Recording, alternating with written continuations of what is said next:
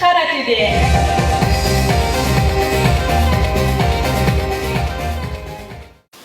Армысыз қымбатты көрермен. Бүгінгі қайырлы кеш Каратөбе атты кезекті кешіміздің қонағы Ақтасай ауылдық мәдениет үйінің директоры Рамазанов Ерболат Ғазизұлы. Қош келдіңіз аға, қалайсыз? Рахмет, жақсы. Қалай жеттіңіз Каратөбеге? Рахмет, кездесуге шақырып жатқандарыңызға. Ерболат аға, біз сіздің өмір жолыңызбен аз да болса таныспыз.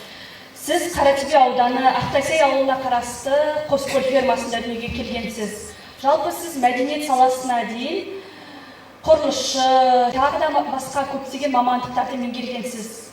Жалпы мәдениет саласында 23 жылдан бері қызмет етіп келесіз. Өзіңіздің өмір жолыңызбен кішкене болса да қысқаша тоқталып кетсеңіз. Мен өзі осы бұрын қазір Ақтасай дейді ғой, бұрын осы Қаратөбе ауданында ең алғаш құрған совхоздардың біреуі. Сол Қаратөбе совхозының Қоскөл фермасында 1962 жылы 23 желтоқсан күні дүниеге келдім. Енді 70 жылға мектепке барып, 80 жылы сол мектепті аяқтадым. Жаңағы осы сол мектеп қабырғасында жүргенде өзіміздің жанұямыз сондай өнерлі жанұя болғаннан кейін бе ағаларым, апаларым барлығы ән айтып, музыкалық аспаптарда ойнап, содан жаңағы бізге де бір несі дарыған болар, содан өнер саласымен өнермен айналысып кеттік. Мектеп бітіргеннен кейін оқуға бардық. Сода жаңағы бірінші жаңағы заң қызметкері боламыз деп барып, одан жаңағы жолымыз болмағаннан кейін осы өнер саласына Қаскелең мәдениет ағарту училищесіне оқуға түсіп, сонда 81 жылға дейін күзге дейін оқып, одан бізді армияға таңдап кетті. Ол кезде советтік армия істейтін болды, советтік армияға таңдап кетті. Содан 2 жыл армияда болып, қайтып келіп, жаңа оқу жылынан бастап жалғастырайын деп, енді күзде келдім ғой. Сол күзден келесі августтың аяғына дейін СМУ-20 дейді, құрылысшы болып жұмыс жасадық сонда 8 ай. Одан кейін оқуым жалғасып, сол 85 жылы желтоқсан айында аяқтап, сол жақтан жұмысқа орналасайын деп жатқан жерде ауылдан жұмыс тауып деп, анамыз шақыртып, содан ауылға келдім. Содан келсем, онымен мәдениет үйіне өзім мамандығыма орай жұмыс болмағасын, мектепке әскери дайындықтарының мұғалімі жұмысқа кеттік. Сол мектепте жұмыс жасап, 1-2 жыл, одан кейін жаңағы мені сол кезде комсомол ұйымы болды, комсомол жастар секретары болды. Аспауыр жүрмей дейді, босат қылған, еңбек ақы дейді ол кезде, қоғамдық жұмыс емес, кәдімгі штат. Соған жұмысқа кірдім, 3 жылдай сонда жұмыс жасап, одан қайтадан мектепке өзімнің мамандығым бойынша деп, ән күйден сабақ беретін болып, қайтадан мектепке кіріп, онда да жаңағы тағы әскери дайындық пәнінің дене шынықтыру әртүрлі сабақтарына сабақ бердім. Одан кейін мені осыны аудандық комсомол ұйымының ұсынуымен сол кезде енді үкіметтен ыдырап сондай бір қайта құру дейді ғой, қайта құрып жатқан кезде сол кезде комсомолды тараттыра жастар жөніндегі орынбасар деп мені сол совхозға қайтадан совхоз директорының шаруашылық жөніндегі орынбасар және жастар жөніндегі орынбасар болып 2 штатты бір аталып сонда жұмыс жасадым. 92-ден 98-ге дейін алшы. Сол 98-ден бастап осы мәдениет үйіне солай көтердік қой. Қазір осы күнге жеттік, қазір техниканың бәрі жетілген заман керемет жақсы қазір бәрі жұмыс жасап жатыр осы 20 жыл бойында. Рахмет жауабыңызға. Ерболат аға, жалпы барлығымыз балалық шағымызда армандаймыз, ғарышкер болсақ, дәрігер болсақ деген секілді. Жалпы сіз балалық шағыңызда қандай маман иесі атанғыңыз келді?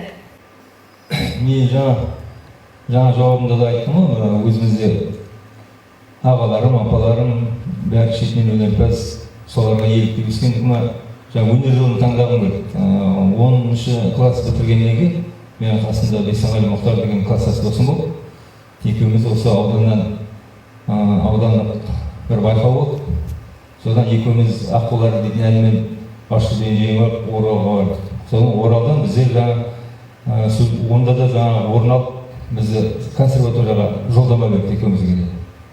Онымен жаңағы қасымдағы жолдас sevdim досым барғысы келмеді. Оның алдында семейге басқа бір оқуға баратын болып жоспарлап қойған екен.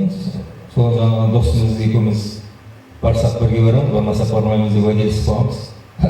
Содан жаңағы өнерге неге бармай қалып тұрып қойдық консерваторияға. Одан мен жаңағы Казгуға бардым, соны алғасын, амал жоқ Қаскелен Мәдина училищесіне оқуға түскенмін. Білуімше, бала келініңіз, немерелеріңіз де өнерден алыс емес. Жалпы ол кісілердің өнер жолын таңдауына жалпы сіздің көзқарасыңыз қандай болды? Енді қазақта мақалдар бар, әке көрген орнына, ана көрген тұрмышыр деген. Енді мен жалғыз ұлым болды, Мұхтар деген. Өзі жалғыз болғаннан кейін үйге музыкалық аппараттарды да қойып, кішкентайынан сол аппаратты ойнап, қызық көріп отырады. Мен ана жерде кітап оқып жатып, балама дұрыс ойнамаса, 7 нотаны үйретіп қойдым, до ре ми фа соль ля си деп. Соны дұрыс ойнамай жатса, ана жерде былай, мына жерде былай, мына нотасын үйретіп жіберемін.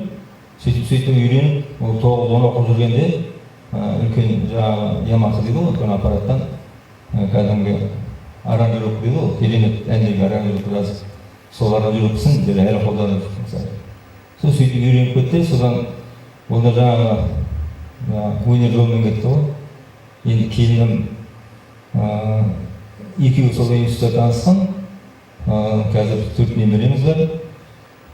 Ақтілек, Айнара, Кәусар, Аяла деген.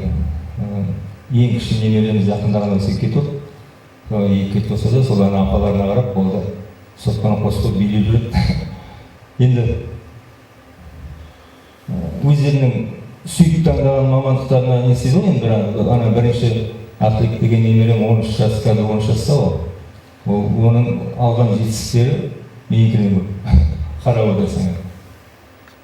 Сіз басшы болғандықтан жұмыста әртүрлі жағдайлар орын алады. Жалпы сіз адамдардың сізге айтылған сын пікірін қалай қабылдайсыз? Енді кімгенде сын пікірді айтқанды жақсы көрмейді ғой. Бірақ дегенмен дұрыс айтылған сын пікір болса, дұрыс қабылдаймыз. Рахмет жауабыңызға. Ерболат аға, жалпы жұмыстан тыс бос уақытыңызда немен шұғылданасыз? Енді жас кезімізде жұмыстан бос уақытымызда мысалшына фотоға түсірумен айналыстық. Жаңағыдай әртүрлі аспаптарда ойнауды үйрендік. Домбыра, баян, аккордеон дейді.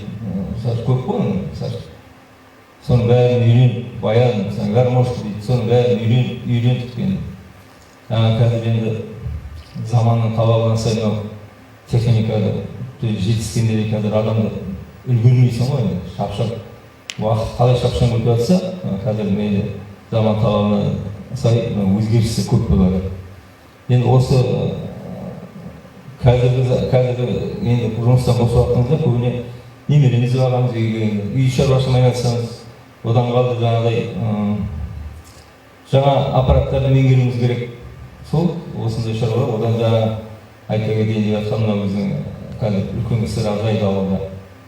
Ауылдың тарихына білетін, өлкетану бұрын үлкен кісілер болған бәрі марқұм болып кетті. Солардан ойда деректер жинап, мен мәдениет директор болғаннан кейін сол кісілермен кездесу өткізіп, түрлі іс-шаралар өткізген арқасында деп ойлаймын. Сол кісілердің қазір өлкетану бағдарламасын барлық несін маған беріп кетті. Енді айналысатын күш жоқ. Сол өлкетанумен айналысады қазір. Осы биыл негізі 32 жыл деп ойлағанмын, біздің ауылдың 90 жылдығын түрлейміз деп. Алайда біз архивке келіп документтерді ақтарып тексергенде біздің ауыл дейтін 30 жыл құрған екен. Сонда биыл 90 жыл бар. Біз негізі 2022-де ауылдың 90 жылдығына байланысты жаңағыдай өлкетану бағдарламасымен барлық нелерді жинақтап, деректерді жинақтап, кітап шығарамыз деп соны айналысып жатырмыз. Енді бүгінгі таңда бірақ енді биылға үлгермейміз, бірақ енді шамамен келсе сол келесі жылы үлгереміз бе деген ойымыз бар. Соған жігіттермен өзіміз азын-аулақ комиссия бар. Үлкен кісі, бір-екі үлкен кісіміз бар. Бексұлтан дейтін шек бар, Барамықтардың кітабын жазған білетін боларсыздар, Шалабай Бексұлтан деген. Сол шек бар, жақсы көмектесіп тұрады. Сол екеуміз қазір сондай шаруамен айналысып жатырмыз. Ерболат аға, өміріңізде әттеген-ай деп өкінген сәттеріңіз болды ма? міне адам баласында оқыратын кездер көп болады ғой. Мен ең бірінші әттеген жаңағы айттым ғой, консерваторияға жолдама беріп тұрғанда бара алмай қалдық. Мен соған өкіндім. Енді досымның несін қимадым. Екеуміз бір-бірін уәделесіп қойдық. Бармасақ бармаймыз, барсақ бірге барамыз. Біріншісі сол, екіншісі сол жаңағы Қаскелең мәдени ағарту училищесін аяқтағанда біздерді госпрактика дейді, госпрактикаға жүріп Алматының дәл түбінде бір 15 минуттай жерде автобуспен барғанда. Сол жерде колхоз Калини дейтін жерге мені жаңағы практикаға жүріп. Сонда мен барсам, ол жерде жалғыз қазақтың ғана үйірмесі жоқ, бүкіл ұйғыр дейді, анда шешен дейді, татар дейді, орыс дейді, бәрінің жаңағы ұлттық нелері бар екен, немістердікі. Соны ана колхоз председателі келіп, мені көріп, балам сен ер бала екенсің, біздерге ой қыздар келеді де, бір-екі жыл тұрады да, тұрмысқа шығып кетеді. Сен бізге осылай директор болып қал. Осы таңдаған, осы ауылдың ішінде таңдаған үйді көрсет, мәдениет үйінің алдына салып беремін. Мен ананың қалатын болып направление алып, уже госэкзамен тапсырып жатқанда, ауылдан ағамыз звондады. Осылай ауылдан мәдениет үйінде жұмыстап отыр, ауылға қайтты. Енді ол кезде орысша айтқан приказание обслуживать дейді ғой. Ата-ананың, ағамыздың ешқандай несіне қарсы шыға алмаймыз. Айтылды бір сөз, сол ауылға келдік. Ерболат аға, жалпы өнер адамының бойынан қандай қасиеттер табылу керек деп ойлайсыз? Білмеймін, енді өнер адамның бойында зеректік болу керек сияқты. Сол болашаққа талпыныс, ұмтылыс, енді жалпы ерекшелік болмау керек өнер адам. Не болса да жаңа нәрсеге, жаңа көзқараспен қарап, содан қалып қоймай елесіп отыру керек деп ойлаймын. Эмоцияға көп берілмеу керек. Өміріңіздегі ең бір есте қалған қызықты сәтіңізбен бөліссеңіз? Мен оқуға түстім ғой, жаңағы Қаскелеңге, Алматы жақ. Ол кезде біз телевизор жоқ ауылда. Көп жаңалық ештеңені оқымаймыз, білмейміз. Былай ауылдағы кітап қой, ол кезде кітап пен радио. Содан Алматы жаққа барып оқуға түссем, әр өңірдің қазағы әртүрлі тілде сөйлейді екен. Мысалы, Шымкенттер бөлек, біздің батыс Қазақстан бөлек, Ақтөбе, Атырау, Орал бөлек тілде сөйлейді. Енді неміз кеспейді. Біздерге айтады сіздер грубый әңгімелерінде. Біз енді шапшаң айтсаған жақсы көреміз ғой. Ал Алматы жақтың жігіттері созып, бір нәрсе бір әңгіме айтқанда әртүрлі, Қызылорданың көп бөлек, олар қызық қарап отырсаң. Бірақ бәрінікі сол бізге қарағанда олардың тілдері қанша дегенмен адамға сөйлегені жанын жағып тұрады екен. Соны бір күні бір комнатада тұратын группаласым кірлерін жуып жатыр да, басын жуып жаңа. Сосын маған кроваттың басына сымып тұр алып берші. Мен кроваттың басына сым іздеп, осы сым не істейді деп. Барып кроваттың басына сым іздеп таба алмадым. Сосын таба алмадым сымын білесің. Өзі келді, мен тұрған жоқ па дейді, қарасам ол шалбар екен. Олар сөйтсе бізде шалбар дейміз, олар сым дейді екен. Сондай қызықтар көп болды ғой енді. Сол есімде қалған сол енді. Рахмет жауабыңызға. Жалпы Ерболат аға, өмірлік басты ұстанымыңыз қандай? Енді мен бала кезден айттым ғой, Мұхтар деген досым болды. Екеуміз бір-бірімізге уәде беріп. Үлкендердің арақ ішкенде, ол кезде ауылдың адамдары, үлкен кісілер арақ ішеді, темекі тартады. Үйрегім қонақ шақырғанда бәленбай адам отырып карта ойнап, сауық сайран құрып отырғанда, сол ауылдан ағып кіріп көбейт шығып отырады, арақ ішіп отырады, темекі тартып отырады. Соларға қарап біздер кәдімгідей жиіркенішті көрінеді біздерге. Екеуміз бір-бірімізге уәде беріп, арақ ішпейміз, темекі тартпаймыз. Менің өзім не, өтірік айту, ұрып жасау дейтін мен үшін өте қорлық нәрсе ол. Адам басында болатын ең қорлық нәрсе. Уәдеде тұрмау. Мен енді шама келсе сол уәдеде тұрғым келеді, уәдені бұзғым келмейді. Енді аяқ астынан бірдеңе болып қалып, бір орындалмай қалсаң, ол енді кешірімді ғой, кешірім сұрайсың ондай кезде. жұмыстан кешікпеу мен енді ауылдағылар бәрі біледі, мен өзімді атайын айтқан жоқпын. Бірақ шама келсе, бір жұмыстан алған әлі көп ескертуім жоқ. Мысалы шама келсе, сол өтірік айтпау, зорлық жасамау, ешкімге қиянат жасамау. Мысалы үшін жаңа айтып жатқан жұмыста түрлі жағдайлар бар ғой. Маған осы мәдениет үйінің мұқатыры болып, біздерде Нұрия дейтін сол кісі айтатын.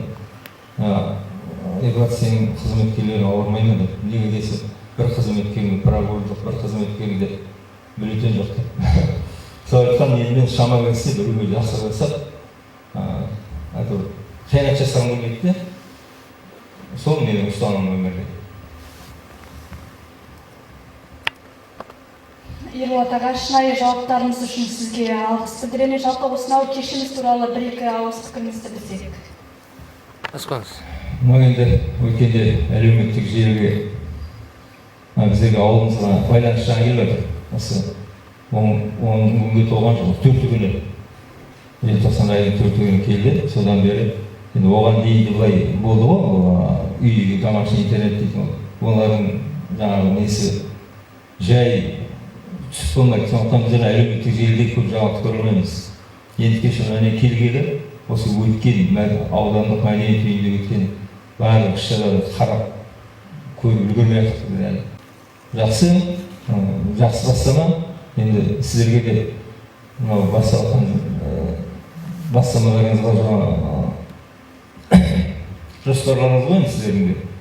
Сәтті болсын дейін, бәрі рахмат көп мынау бізді елеп шақырғандарыңызға. Осындайдың барлық қызметкерлерге қатысты әп-әдемі болып керемет болып отыр. Риза болдық. Жақсы. Рахмет Ерболат аға.